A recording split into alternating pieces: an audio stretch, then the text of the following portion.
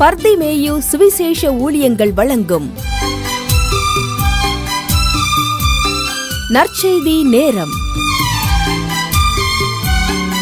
தேவ செய்தி pastor R. Augustine. இந்த நாளில் உங்களோடு நான் பேசி வருகிறேன். ஆண்டவர் அவருடைய தழும்புகளால் நாம் என்ன செய்கிறோம்? குணமாகிறோம். ஏன்னா அவர் குணமாக்குகிற தேவன். தம்முடைய வார்த்தை அனுப்பி குணப்படுத்துவார். ஒரு பெண்ணுக்கு அப்படித்தான் குணப்படுத்தினார்.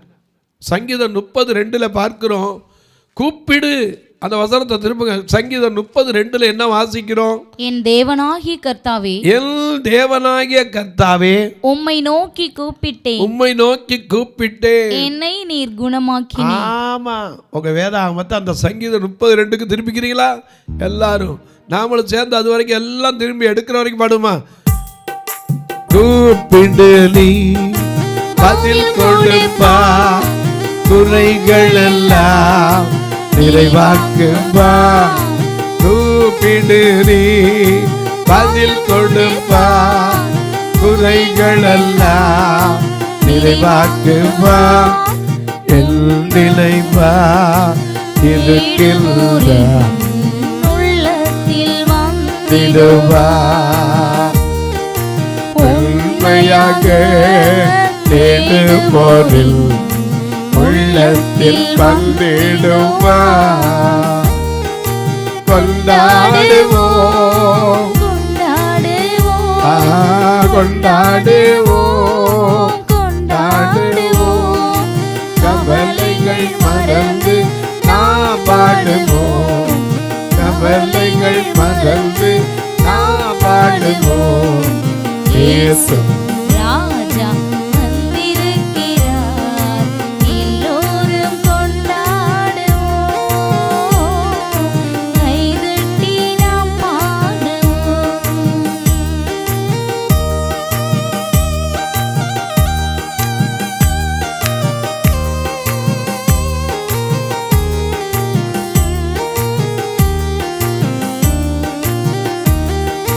மனதுருக்கம் உடையவனே, மன்னிப்பதில் வள்ளலவே. மனதுருக்கம் உடையவரே, மன்னிப்பதில் வல்லவர். உன்னினைவாய் இருக்கின்ற ஓடிவா என் மகனே, நினைவாய் ஓடிவா என் மகளே. கொண்டாடுவோம், கொண்டாடுவோம், கவலைகள் மறந்து நாம் பாடுவோம், கவலைகள் மறந்து நாம் பாடுவோம். இயேசு ராஜா வந்திருக்கிறார், எல்லாரும் கொண்டாடுவோம், கைதட்டில் நாம் பாடுவோம். நோய்களெல்லாம் நீக்கிடுவா, நோய்களெல்லாம் நீக்கிடுவா. நொடி பொழுதில் சுகம் தருவார். பேய்களெல்லாம் நடு தடுங்கும், பெரியவர் திருமுன். இந்த பேய்களெல்லாம் நடுநடுங்கும், பெரியவர் திருமுன்னே. கொண்டாடுவோம், கொண்டாடுவோம், கொண்டாடுவோம். கவலைகள் மறந்து நாம் பாடுவோம், கவலைகள் மறந்து நாம் பாடுவோம்.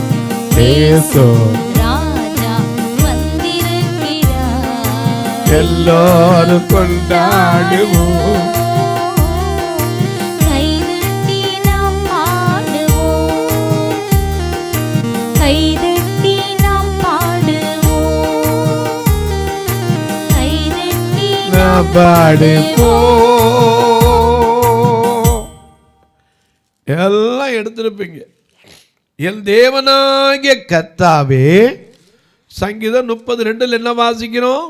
என் தேவனாகிய என் தேவனாகிய கர்த்தாவே, உம்மை நோக்கி கூப்பிட்டேன், என்னை நீர் குணமாக்கினீர். எத்தனை பேரு எசேக்கியா தன் மரணமே நிச்சயிக்கப்பட்டுருச்சு இல்லையா? மேல இருந்து அறிவிப்பே வந்துருச்சு. நீ என்ன செய்ய மாட்ட? பழைக்க மாட்ட. எல்லாம் ஒழுங்குபடுத்துன்றார். ஆனா எங்க இருந்து ஒழுங்குபடுத்துன்னு சொல்லி உத்தரவு வந்துச்சு, அங்கதான் நோக்கி பார்த்தான். ஏன்னா அந்த நோக்கி பார்க்கிற இடம் எது?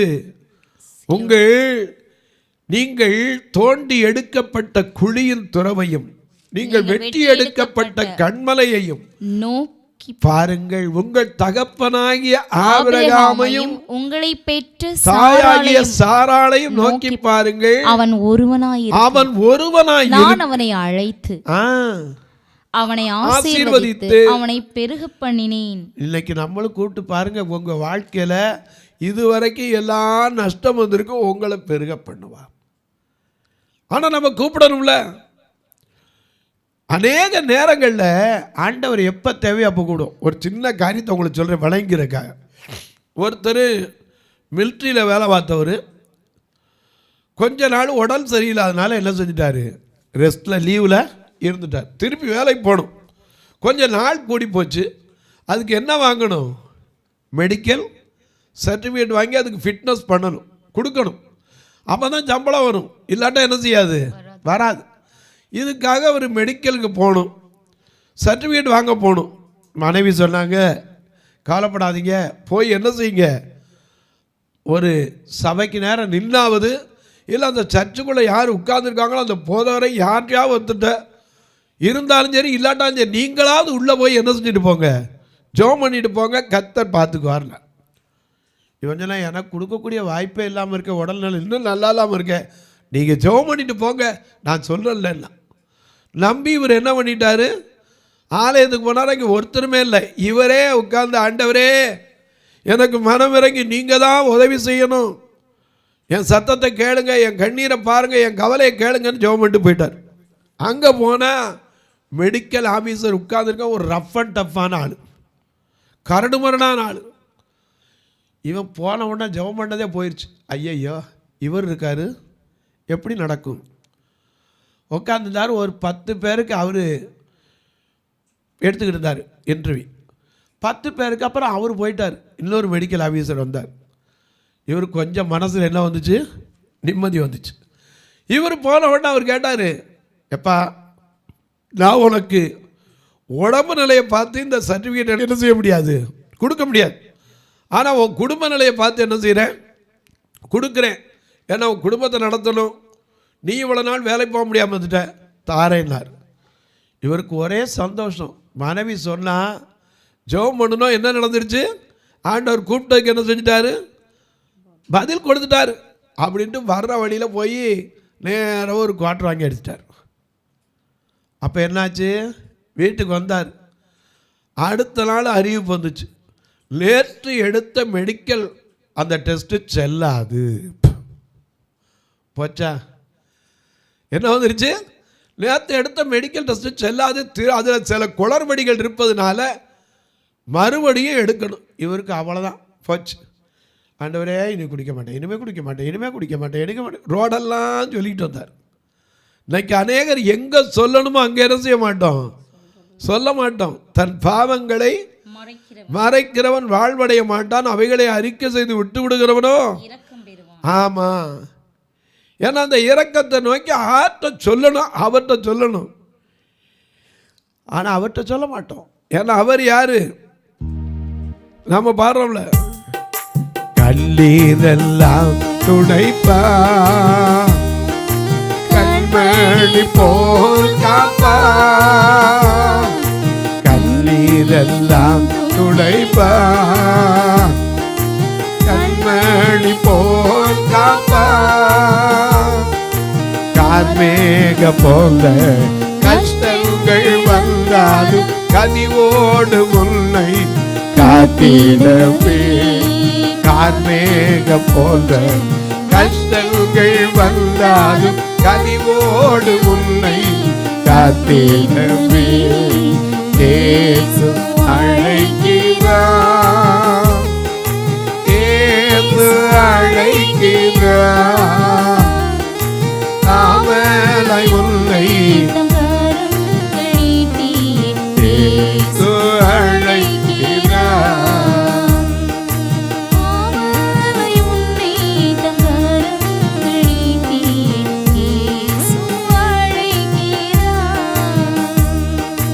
சோர்வடையும் நேரத்தில் பலன் உனக்களிப்பார். சோர்வடையும் நேரத்தில் பலன் உனக்களிப்பார். அவரல் வெளிச்சம் ரட்சிப்பும் மானதால் தாமதமின்றி அவரல் வெளிச்சம் ரட்சிப்பும் மானதால் தாமதமின்றி வந்திடுவாய். இயேசு அழைக்கிறார். இயேசு அழைக்கிறார். அவளை உன்னை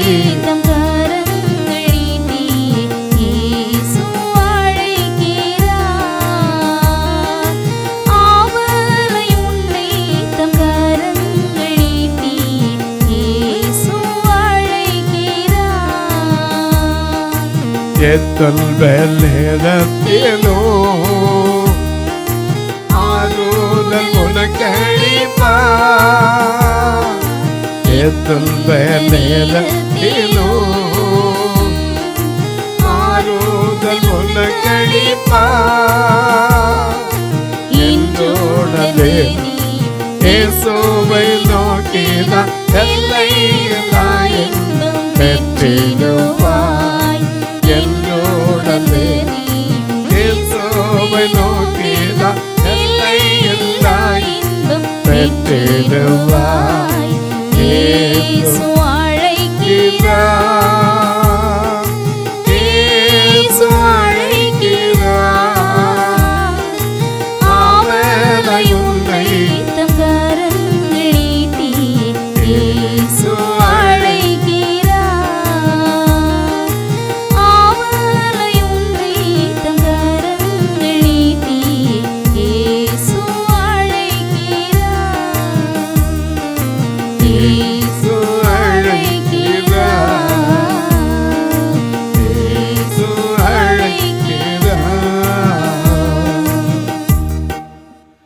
எனக்கு அன்பான வரும்போது அடிச்சுட்டு வந்தா உடனே என்ன வந்துருச்சு?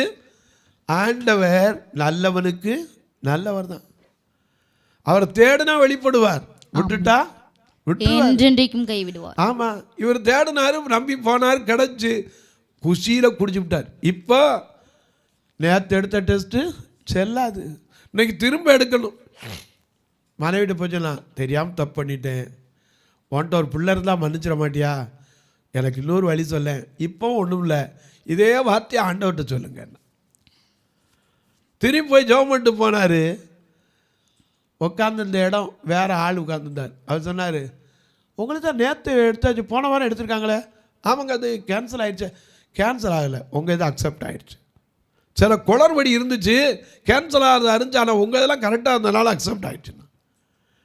எனக்கு அன்பானுடைய அவ நல்லவனுக்கு நல்லவன், மாறுபாடு உள்ளவனுக்கு மாறுபடுகிறவர், புனிதனுக்கு புனிதனுக்கு புனிதன். சங்கீதத்தில் வாசிக்கிறோம் இல்லையா?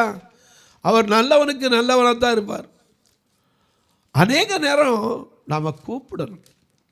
கானானிய ஸ்திரீ இயேசு செவி கொடுக்கவே இல்லை. மத்தேயு 15ஆம் அதிகாரத்தில் ஒரு கானானிய ஸ்திரீ குறித்து வாசிக்கிறோம். அவள் என்ன செய்தா? தன்னுடைய மகளுக்காக இயேசுவை நோக்கி என்ன செய்யறா?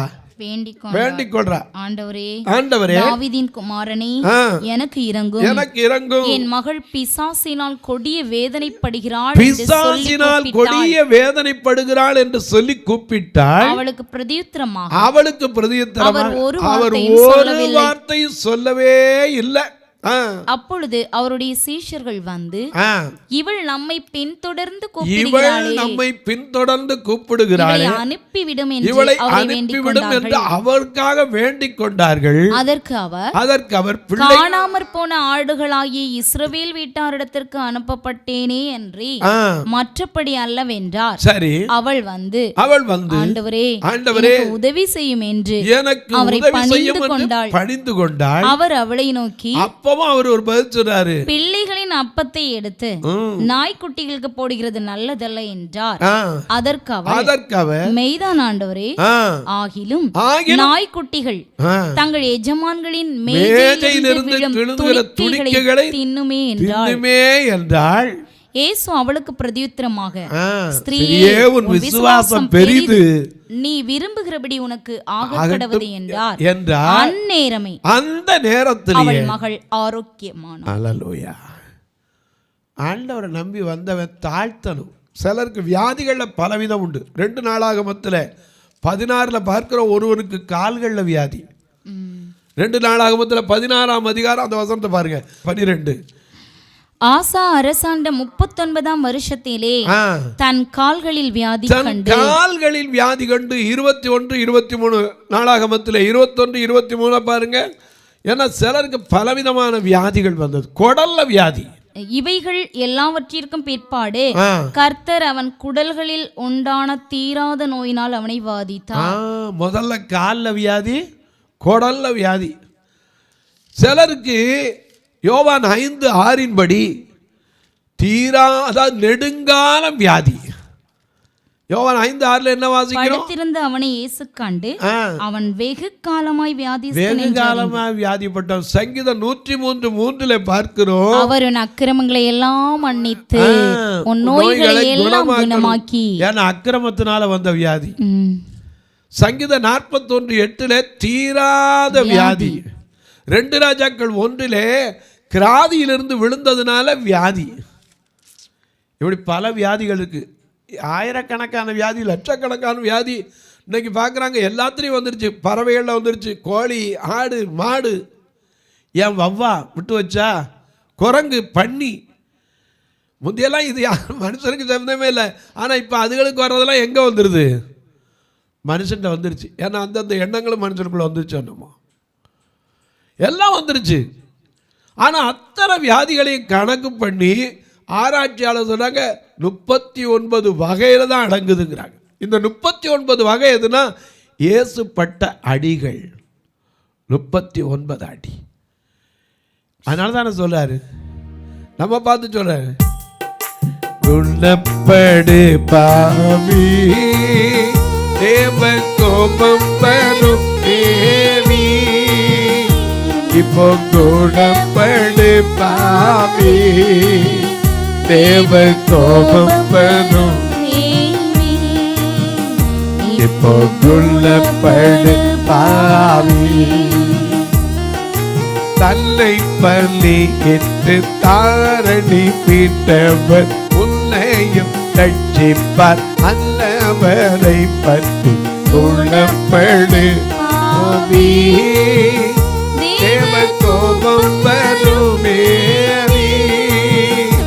இப்போ குணப்படு பாவி கோபம் வரும், இப்போ குணப்படு பாவி. நல்ல கவனிங்க எனக்கு அன்பானவர்களே, எப்பேற்பட்ட மனுஷனையும் பிரகாசிப்பிக்கிற மெய்யான ஒளி இயேசு. எனக்கு அன்பானவர்களே, மறந்துடாதீங்க, யாரையும் அவர் தள்ளி விடுறதில்லை. வியாதி பலவிதமான வியாதி, அத்தனை பேருக்காக 39 அடியாக பவுல் சொல்றார்ல, நான் ஒன்று குறைய 40 அடியாக எத்தனை முறை அடிக்கப்பட்டேன்? 5 முறை. அப்ப எத்தனை அடி? 195 இல்லையா? அத்தனை அடி 39 அடிகள், அதுக்குள்ள தான் அடக்கமா. இத்தனை வியாதிக்காக அவர் ஏற்கனவே என்ன பண்ணிட்டாரு? சவுக்கடி பண்ணிட்டார். இன்னைக்கு நம்முடைய வியாதியை தீர்ப்பாருங்கிற நம்பிக்கை நமக்கு வந்திருக்கா? அந்த மனுஷன் போனான், என் மகன் கொடிய வேதனைப்படுறான் ஐயா, ஏன்னா அவர் வந்திருக்கிற இடம் எது கேள்விப்பட்டான். ஏய், இங்கே வந்திருக்காரு, கானாவூருக்கு வந்திருக்காரு, அங்கே பெரிய அற்புதம் செஞ்சாரப்பா, எனக்கு அற்புதம் செய்வார். இன்றைக்கு விசுவாசம் கேள்வியினாலே வரும், கேள்வி தேவனுடைய வசனத்தினாலே வரும். இன்னைக்கு நம்ம இத்தனை வருஷம் கேள்விப்பட்டோமே, நமக்குள்ள விசுவாசம் வந்திருக்கா? ஒரு வார்த்தை நமக்கு வராதா? கையங்களமா பிடிக்கப்பட்டவளுக்கே ஒரு வார்த்தை வந்துச்சே, என்ன செய்ய? சமாதானத்தோடு உன்னை யார் தீர்க்கலையா? நான் உன்னை ஆக்கினைக்குள்ளாக தீர்க்கவில்லை, இனி பாவம் செய்யாதே. இனி பாவம் செய்யாதே, உன் வேதனை நீங்கி சுகமாயிரு, உன் கண்ணீரை கண்டே, உன் விண்ணப்பத்தை கேட்டேன். எத்தனை பதில்! நீ போய் ஆசாரியனிடத்துல உன்னை காண்பி. குஷ்டரோகிகளுக்கு வந்த வார்த்தை, கண்ணீராவனுக்கு வந்த வார்த்தை, நீ போய் சிலோவாம் குளத்திலே கழுவு. அன்றைக்கு 2 காதும் கேட்காம கொன்னவாயினா இருந்தவனுக்கு எப்பத்தா திறக்கப்படுவாய், ஒரு வார்த்தையை அனுப்பி குணமாக்குவார். அவருடைய வசனம் ஒரு நாளும் குணமாக்காம திரும்பி என்ன செய்யாது?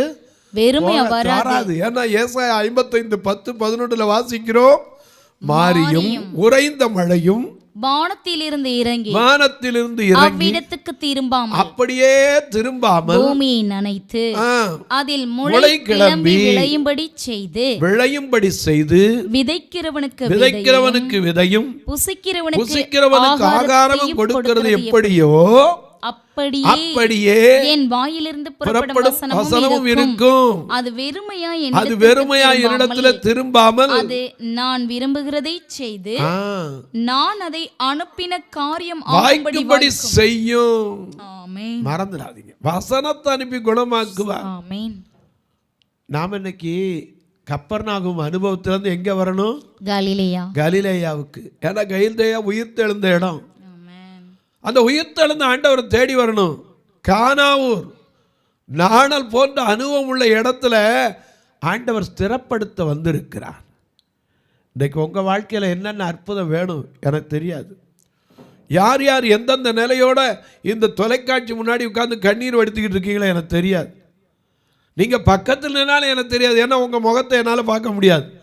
ஆனால் அவர் காண்கிற தேவன், அவர் கண்ணீரை காண்கிறவர், கதறுதலை கேட்கிறவர், வேதனைகளை அறிகிறவர், விடுதலை தருகிறவர், துன்ப நேரத்திலும் துணை நிற்கிறவர்.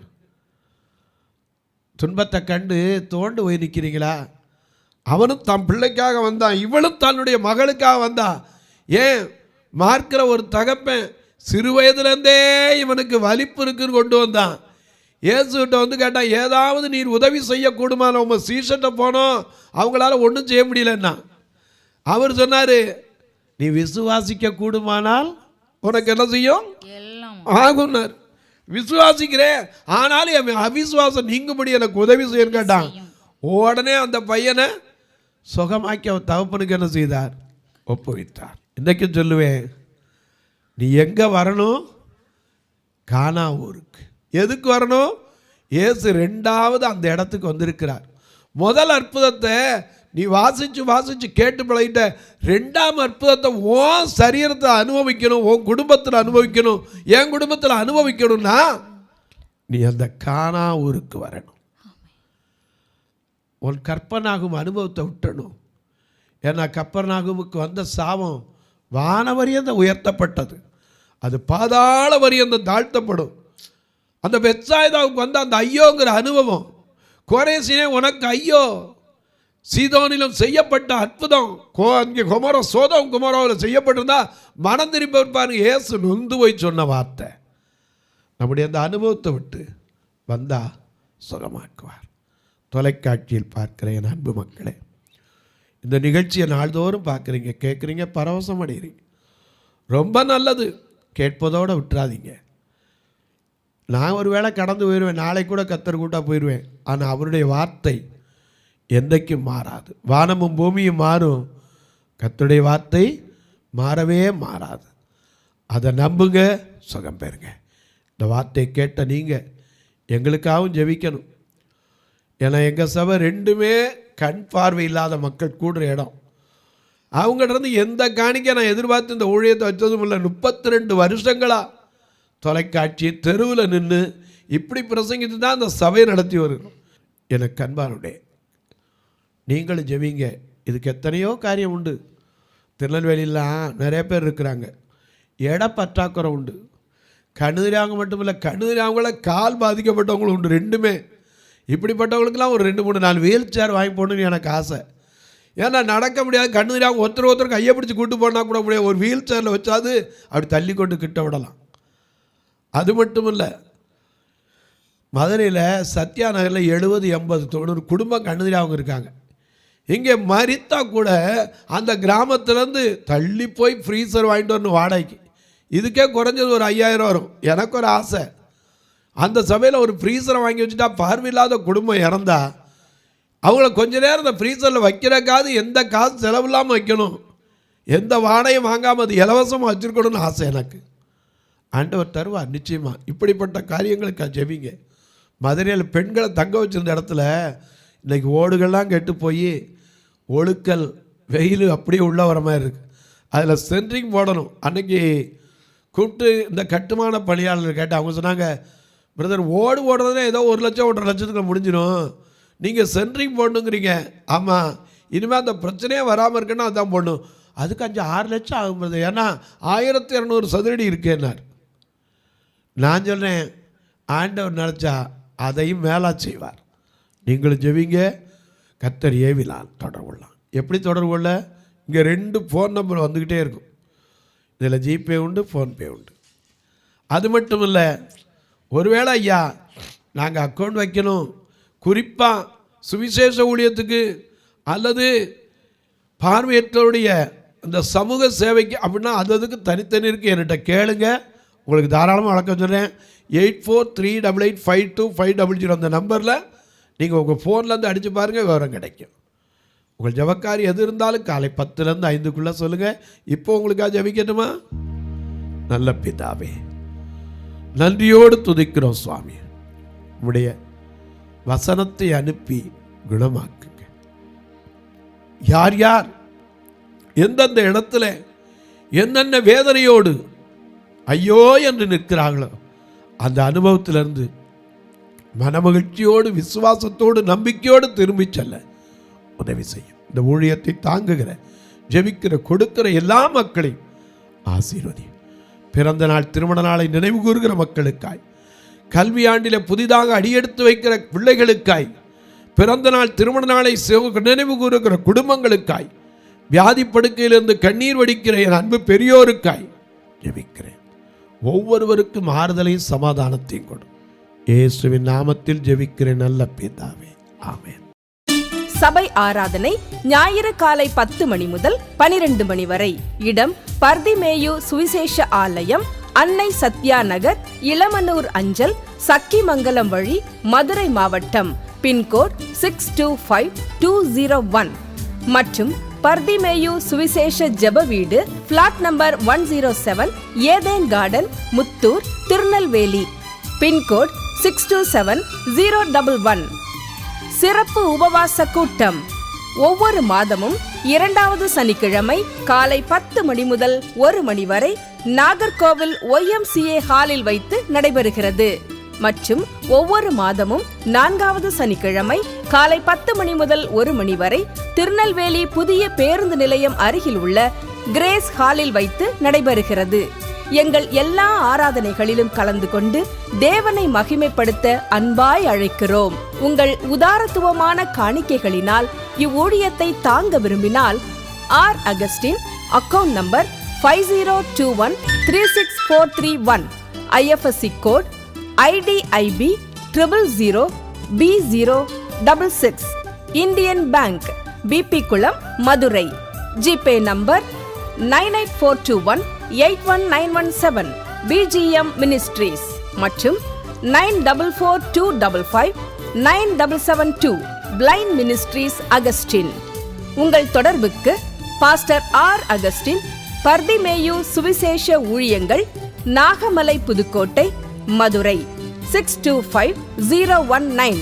தொலைபேசி எண்கள் 9842181917 மற்றும் 9442559772. கர்த்தர் தாமே உங்களை ஆசீர்வதிப்பாராக.